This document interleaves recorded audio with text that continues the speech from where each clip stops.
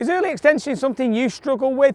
It's something I see loads of golfers have problems with. It has massive implications to your ball flight. What we're going to do is have a look at the most simplistic drill using 2 clubs, doesn't need a training aid, and this is going to give you the perfect feedback in your practice sessions.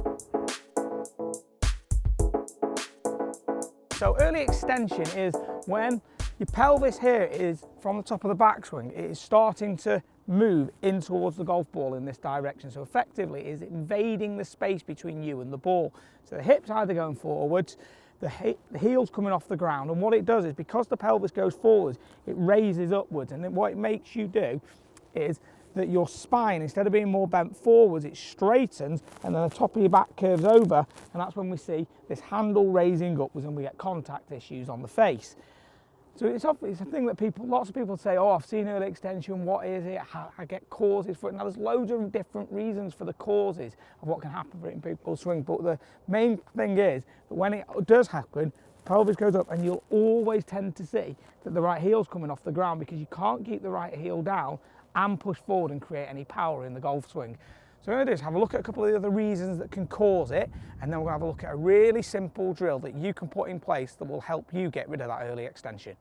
So the ball flight issues we tend to see with people when they're early extending is that you can struggle with blocks, obviously going off to the right, hooks, and also lots of contact issues on the face because you're varying how that club's going to interact with the ground. So the angle it's going to come in on is going to always be varying, and that's going to give you those strike issues on the face. Now, the 2 problems I see with people that are getting the early extension is that if you get the shaft steeping transition here, what you're going to do is try and get the power is you're going to push the pelvis upwards this way, right heel's again coming off the floor, back gets very straight, upper body curves over a lot, and this is where a massive strike issue can come because that handle is inverting and the club is coming in on a very, very different angle to where it started.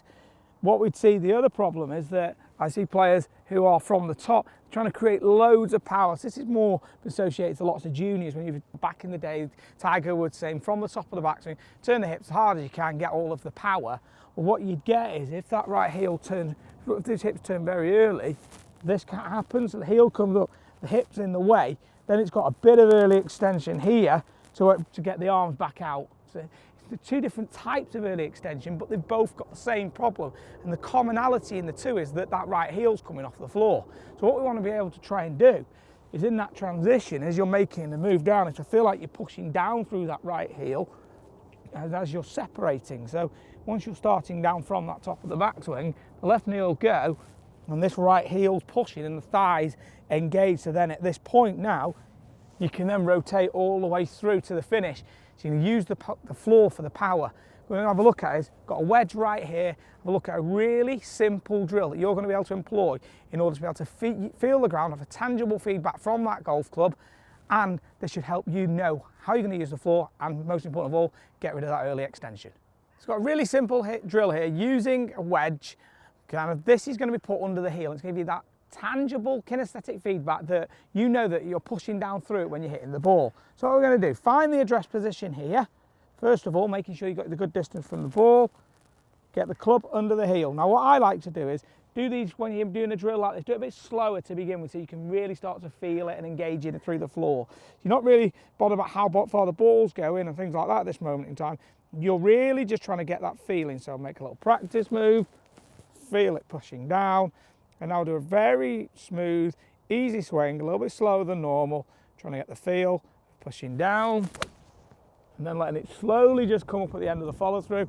So I could feel that I really pushed through that really, really nicely, stayed through the floor, really happy with how that feeling was, and that gave me the exact feedback that I was after in order to be able to then replicate that. So what you want to do is part of your feedback and learning is make sure that when you're doing these, if you've got this sensory feedback in place, you're doing it slow enough so you can actually tangibly feel, am I making the change? If you can't tell that, make sure you just slow it down to a level where you are enhancing your learning, because that's what it's got to all be about. Hope you enjoyed this video, guys. If you have, please subscribe to the channel. Thanks a lot for watching, and talk with you again very soon.